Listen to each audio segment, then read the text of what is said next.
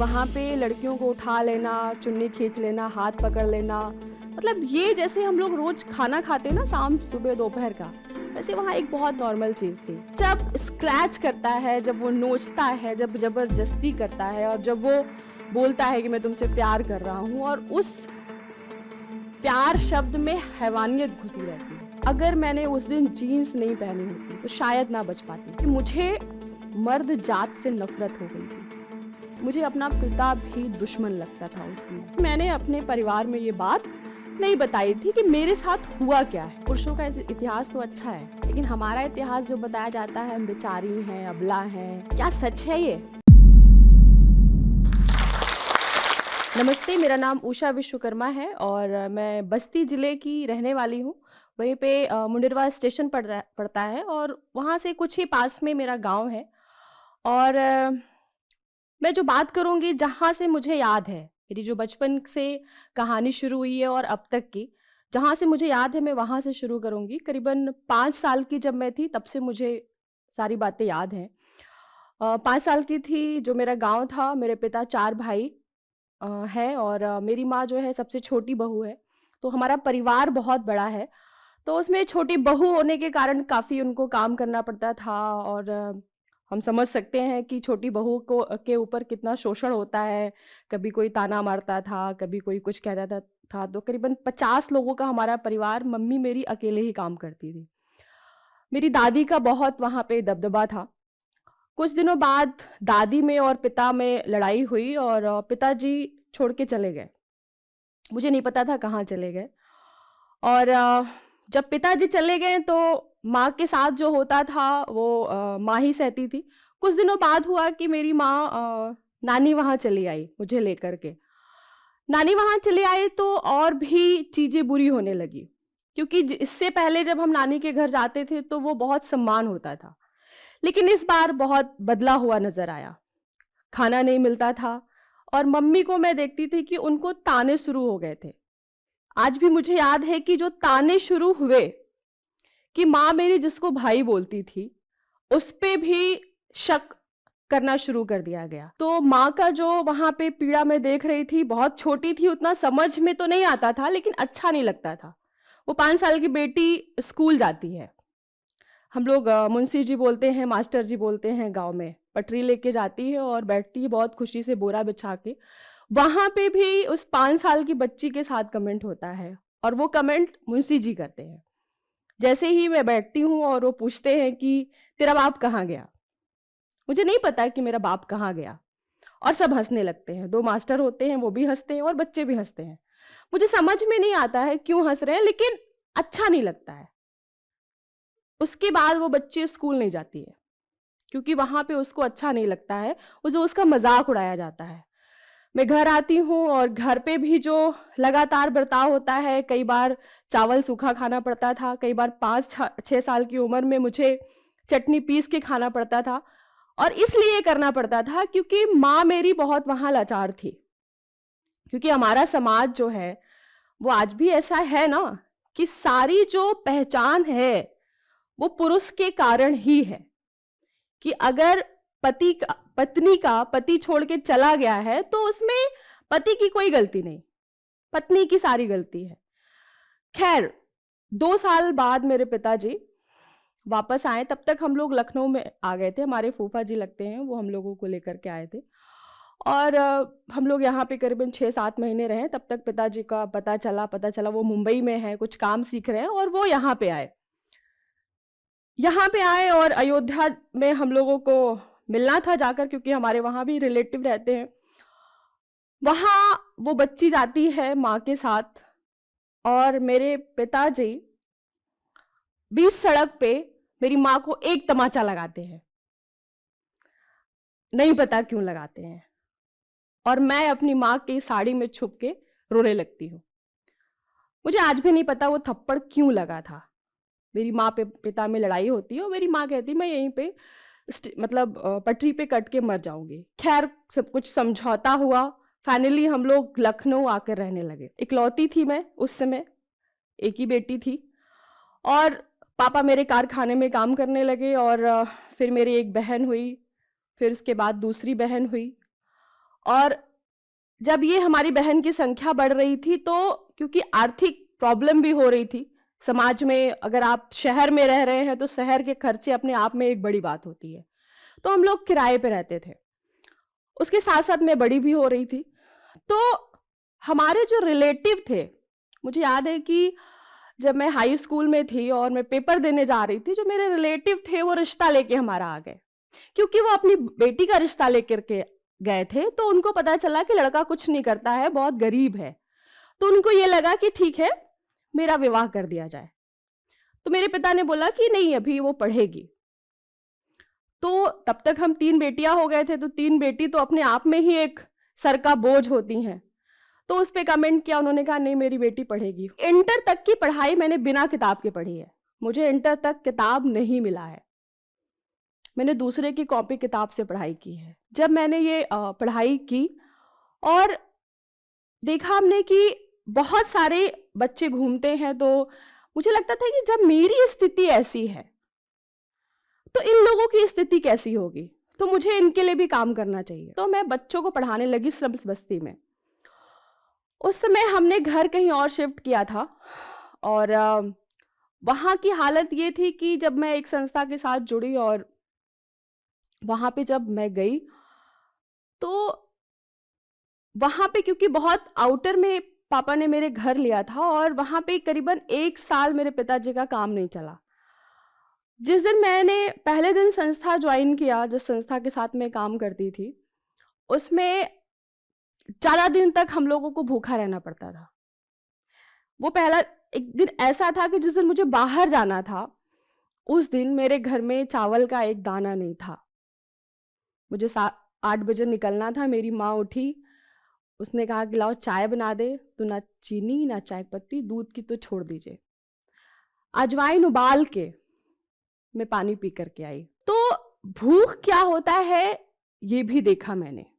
उसी बीच में जब मैं बड़ी हो रही थी, तो भूख तो एक अलग है, लेकिन मेरे पापा को ज़्यादा सीधा होने के कारण मेरी माँ के को लेकर के भी फ़ायदा उठाया जाता था कि मेरे पापा के जो दोस्त थे, वो मेरी माँ पर बुरी नज़र रखते थे।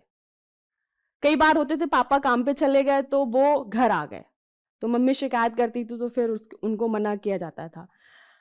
आती तो जब हुई कि जो पापा के दोस्त थे, वो मेरी माँ पे भी बुरी नज़र रख रहे हैं और उनके साथ-साथ मुझ पे भी बुरी नज़र रख रहे हैं। एक औरत को अपने आप को भी बचाना है, अगर उसकी बेटी है तो उसको भी बचाना है। तो वो भी एक सिलसिला चलता रहा। इंटर किया जब मैं पढ़ाने लगी, उसके बीच में भी फिर एक घटना हुई।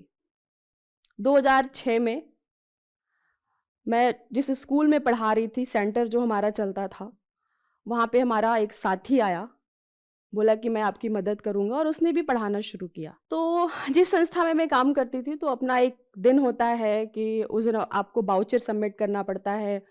तो वो उस दिन ये उसने बोला कि मैं अपना वाउचर भूल गया हूँ घर पे। तो हमने कहा ठीक है, चलो साथ में ले लेते हैं। इससे पहले भी मैं उसके घर 2-3 बार गई थी। मैं उसके घर जाती हूँ, गर्मी का महीना था और मुझे प्यास लगती है, मैं अंदर घुसती हूँ और दरवाज़ा बंद हो जाता है। तब भी मुझे लगता है ठीक है।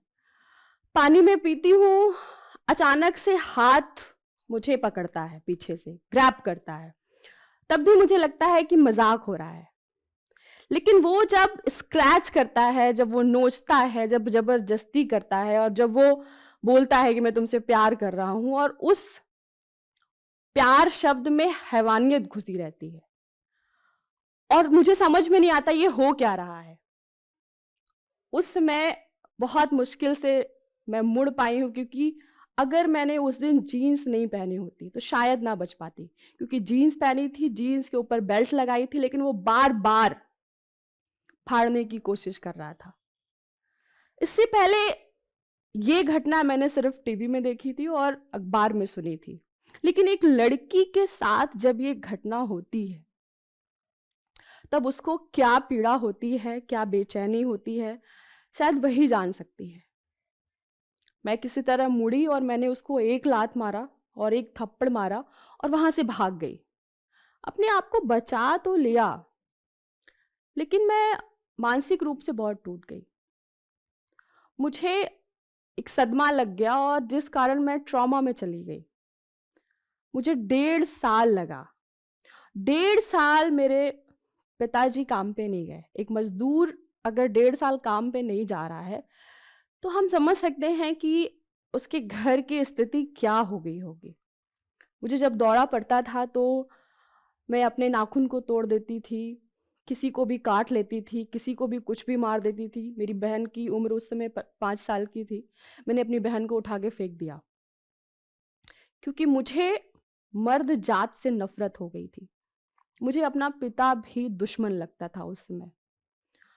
तो हमेशा मेरी माँ और मेरे पिताजी डॉक्टर के पास जाते थे और 7-7 दिन, 8-8 दिन मैं एडमिट रहती थी, लेकिन सारी रिपोर्ट नॉर्मल आती थी। समझ में ही नहीं आता था कि हुआ क्या है। फाइनली मुझे बोला गया कि मुझे मानसिक विभाग भेजा जाए। बोला कि मैं पागल हो गई हूँ।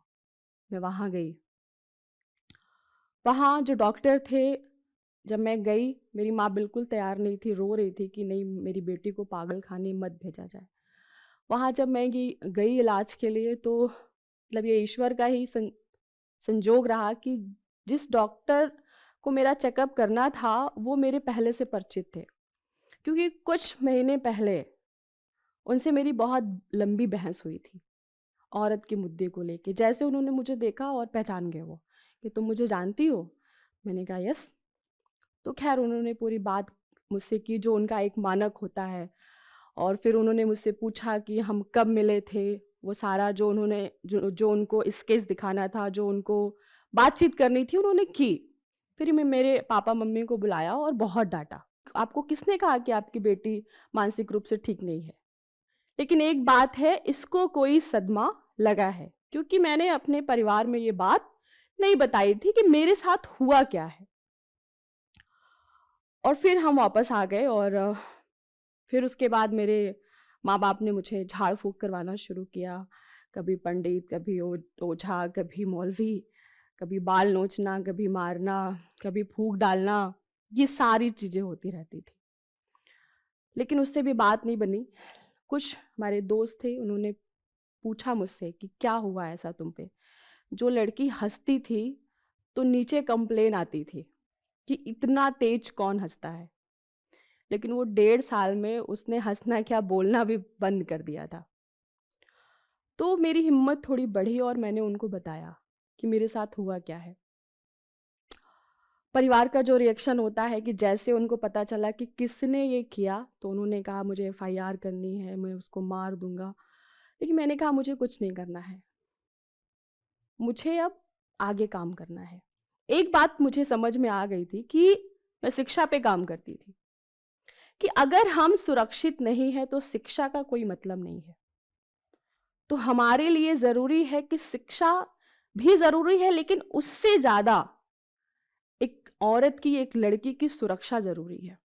तो इस पे काम करना शुरू कर दिया। तो नुक्कड़ नाटक हम लोग करने लगे। तो जिस एरिया में हम लोग रहते थे उस समय, तो वहाँ पे 6 बजे के बाद लड़कियाँ नहीं निकलती थी। क्योंकि मेरी माँ ने ही मेरे जस्ट घर के बगल 2 लड़कियों का बलात्कार होते हुए बचाया। वहाँ पे लड़कियों को उठा लेना, चुन्नी खींच लेना, हाथ पकड़ लेना, मतलब ये जैसे हम लोग रोज़ खाना खाते हैं ना शाम, सुबह, दोपहर का, वैसे वहाँ एक बहुत नॉर्मल चीज़ थी। ये तो होता ही रहता है। तो हम लोग नुक्कड़ नाटक करने लगे। तो जब नुक्कड़ नाटक करने लगे तो हमारा कोई ड्रेस नहीं था, हमारा कोई संस्था का नाम नहीं था, तो वो असर नहीं पड़ता था। तो लड़कियों ने बोला कि दीदी हमारा कोई ड्रेस नहीं है, तो जब हम नुक्कड़ नाटक करते हैं तो कोई असर नहीं जाता है, तो एक ड्रेस होना चाहिए हमारे लिए। हमने कहा ठीक है, तो हम लोगों ने लोगों से सपोर्ट माँगा और हम 15 लड़कियों के लिए ड्रेस का कुछ पैसा आया। तो अब उस पे चर्चा होने लगी कि कौन-सा कलर हो, तो फिर चर्चा हुई, फिर लाल और काला। तो फिर ये चर्चा हुई लाल काला क्यों? तो फिर ये चर्चा हुई कि लाल मीन्स संघर्ष और ब्लैक मीन्स विरोध। हम संघर्ष तो कर ही रहे हैं, लेकिन हमारे साथ अगर कुछ गलत हो रहा है तो उसका विरोध करना भी हमें आना चाहिए। तो हम लोगों ने लाल कुर्ता, काला सलवार और काला दुपट्टा बनवाया और उसको हम 15 लड़कियां उसको पहन के नाटक करना और रैली निकालना, और कहीं भी ग्रुप में जाते थे तो वो उसी ड्रेस में जाते थे। उस पे भी कमेंट शुरू हो गया। ओहो तितलियां जा रही हैं, तो किसी ने कहा लाल परियां जा रही हैं, तो किसी ने कहा उड़ाक का दल जा रहा है, सुंदरियां जा रही हैं। तो उसमें से एक ग्रुप ने कहा क्या बात है, पावरफुल रेड ब्रिगेड जा रही है। हमारा कोई नाम नहीं था, हमें नाम बड़ा अच्छा लगा और कहीं ना कहीं हम पर सूट कर रहा था, तो हमने अपना नाम रेड ब्रिगेड रख लिया और इसको पहन के काम करना शुरू कर दिए। अब लेकिन काम क्या करें, कैसे शुरू करें, क्योंकि वो छेड़छाड़ तो बंद हो नहीं रही थी। तो हमारे वहाँ 11 लड़कियां पढ़ाई करने जाती थी। कुछ हम लोगों ने सपोर्ट डोनेशन मांगा था, तो वहां से करीबन 12-13 किलोमीटर वो पढ़ाई करने जाती थी वैन से। जहां पे वैन पिक करती थी, जहां ड्रॉप करती थी, तो वहां पे कुछ लड़के खड़े होते थे, कमेंट करते थे और कमेंट में क्या करते थे, भाभी आ गई, भाभी आ गई, भाभी तो सुंदर है, भाभी तो सेक्सी है, मतलब इस तरह का कमेंट वो रोज करते थे। कई बार हुआ, समझाया नहीं माने, करीबन 1 महीना ये सिलसिला चला और अंत में वो गुस्सा के बोली आज अगर इसने कमेंट किया तो, क्योंकि उस समय क्या था कि जो वहां के लोग थे उनकी भी नजर लड़कों के ऊपर नहीं गलत हो रही थी, लड़कियों के ऊपर गलत हो रही थी। छेड़ कोई और रहा था, लेकिन ताड़ी जो है लड़कियां जा रही थी कि इनको तो अच्छा लगता है। लड़कियों ने कहा आज अगर जो ऐसा कुछ होगा तो हम चुप नहीं बैठेंगे। फिर शाम हुई, फिर गाड़ी रुकी, फिर वही कमेंट, भाभी जी आ गई। तो उस बार जो है भाभी जी चंडी का रूप धारण करके आई थी। वो बैग नहीं उठाया और सीधे धड़ धड़ धड़ धड़ वैन से निकली और उसको पकड़ लिया और वही एक ही पकड़ में आया और वही पिटना शुरू कर दिया। उन 11 लड़कियों ने खूब मारा और हमारे वहां एक ग्राउंड है और उसी में उठा करके फेंक आई। बोली तुमको जो करना हो कर लो, बस बहुत हो गया।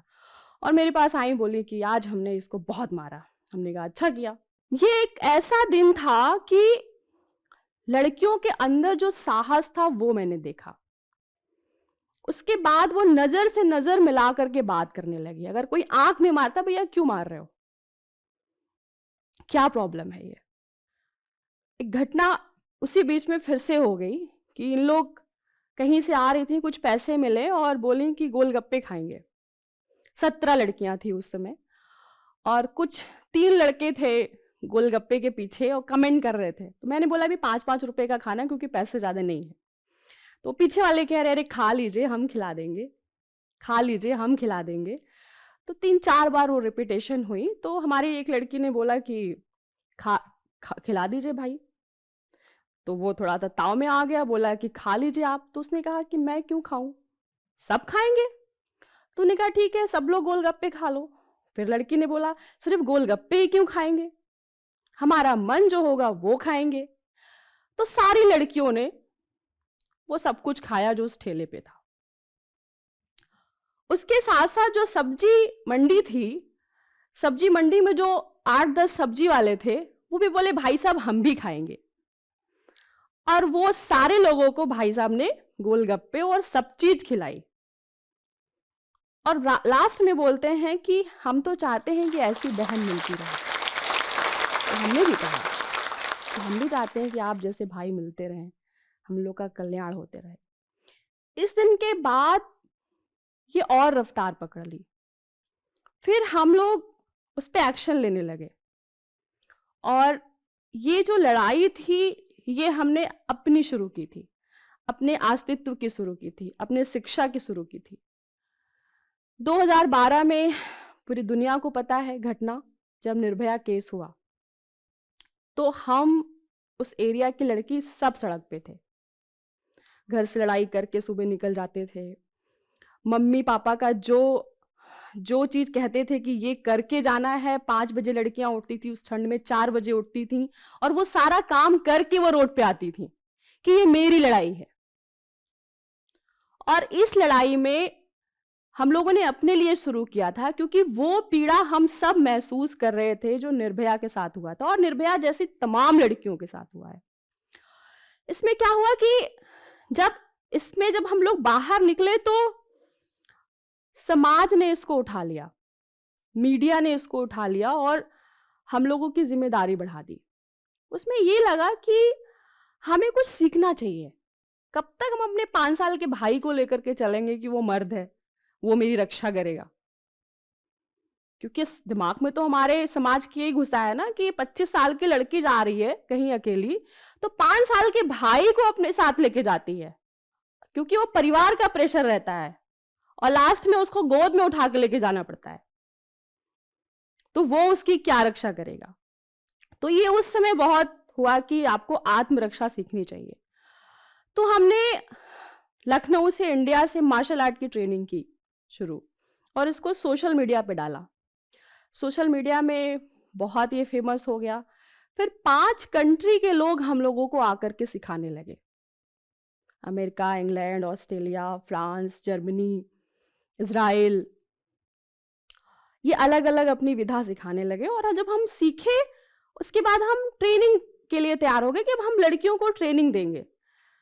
करीबन 25 से 30 सर्वाइवर थीं और उनको जब हम ट्रेनिंग देने गए, तो हम फेल हो गए।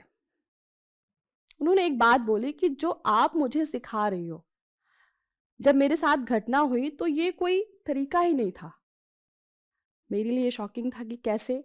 तो उन्होंने कहा आप मुझे किक सिखा रही हो, पंच सिखा रही हो, एल्बो सिखा रही हो, लेकिन जब मेरे साथ ये घटना हुई थी, तो मेरे साथ तो सब अचानक से हुआ था।